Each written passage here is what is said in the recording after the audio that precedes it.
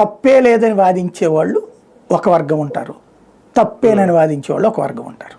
కానీ ఒకటి సార్, ఇప్పుడు ఎంతైనా అసైన్ భూములు యాజమాన్యం హక్కులు అనేది పూర్తిగా ఆ సంబంధిత రైతులకే ఉంటాయి కాబట్టి ఓకే, ఇప్పుడు రిజిస్ట్రేషన్ అయిపోయి రిటర్నబుల్ ఫ్లాట్ గా మార్చి రిజిస్ట్రేషన్ అయిపోతే ఇంకెవరు ఏం చేయలేదు. ఈ లోపల కోర్టుకి వెళ్తే రైతులు గనక అది వెనక్కి తెచ్చుకోలేరా? వాళ్ళు వెళ్ళట్లేదు క్యాలెండర్ కదా, చట్టం ప్రకారం వాళ్ళు కూడా ఇవాళ వెళ్ళరు ఎవరు మ్యాక్సిమం.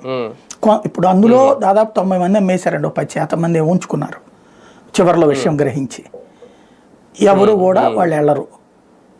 ఇదివరకు వెళ్దాం అనుకున్న వాళ్ళు కూడా ఒకప్పుడు వెళ్ళిన వాళ్ళు ఉన్నారు. ఇప్పుడు ఫర్ ఎగ్జాంపుల్ రోడ్డు ఎందుకు వేయలేదు, దాని పేరేంటి, కృష్ణవేణి మోటేల్ ఉంది కదా ప్రకాశం బ్యారేజ్ తర్వాత, అక్కడ ఉండి వచ్చేది అంత ఒక లారీ వెళ్తే కారు కూడా వెళ్ళడానికి వీలు ఉండదు రోడ్డు అది.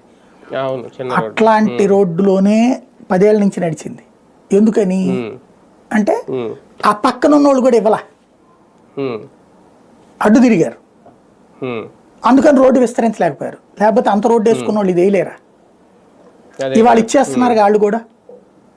కాబట్టి ఇక ప్రాబ్లం ఉండదు. అదే కదా, మొత్తానికి అయిపోయినట్టే ఇంకా కంప్లీట్ గా, ఎవరు ఏం చేయలేరు దీన్ని. అంతే, రైట్.